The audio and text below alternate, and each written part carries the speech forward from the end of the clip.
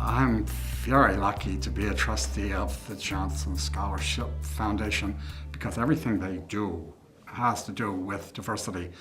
The board, before I was a member of the board decided to divide their grant making into three categories. One category, people with disabilities. One category, American Indians or Native Americans. And the third category, disadvantaged children. Now that third category, disadvantaged children, almost always includes a great many people from underrepresented groups, especially people of color.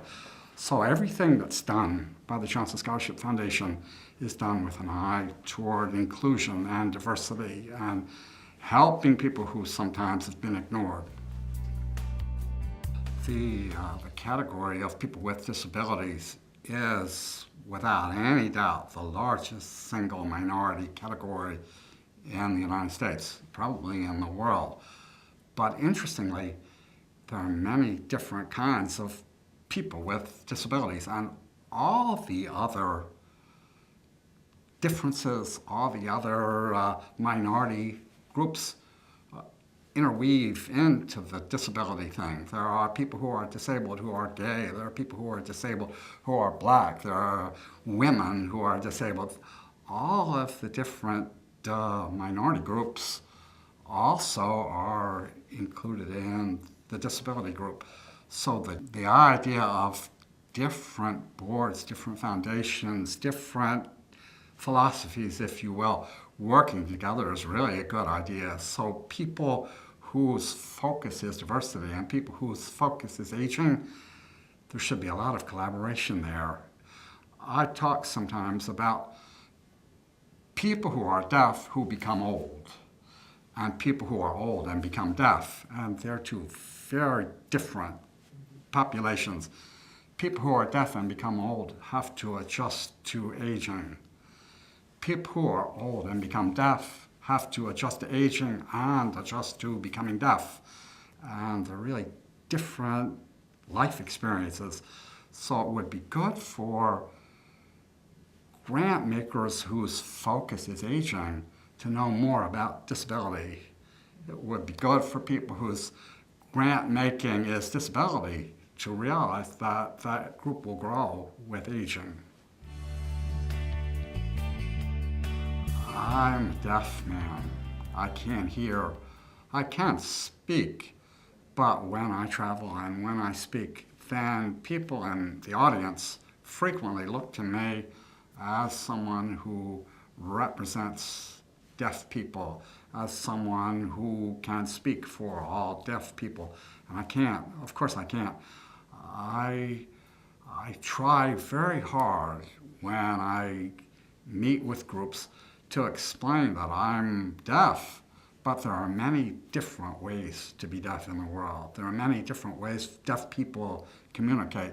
There are many different levels of hearing loss. Some people who are deaf can hear radio, can use the telephone.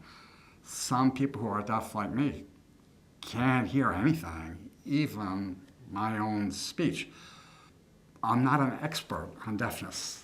I'm an expert on being a deaf person. I've been deaf for a long, long time. So I know what life is like as a deaf person, but I'm not an expert on deafness. And I'm certainly not an expert on disability. Foundations, foundation boards, foundation staff should never be satisfied that if they have a woman on their board, then they have adequate representation or knowledge about women's issues. They should never be satisfied that if they have one disabled person on their board, then they've satisfied some notion that they have the disability perspective there. They should always be looking to learn more and to reach out to other people who would bring different perspectives about gender or race or disability. I really like the phrase conversation changer. I was at a National Fair Housing Alliance conference, and I was on a panel. talking about diversity issues, and people in the room had never thought that it would be a good idea for PSAs to be done in sign language. People in the room had never thought that deaf people may not understand sophisticated English language and documents needed for housing transactions. People in the room, many of them, didn't realize how important captions are.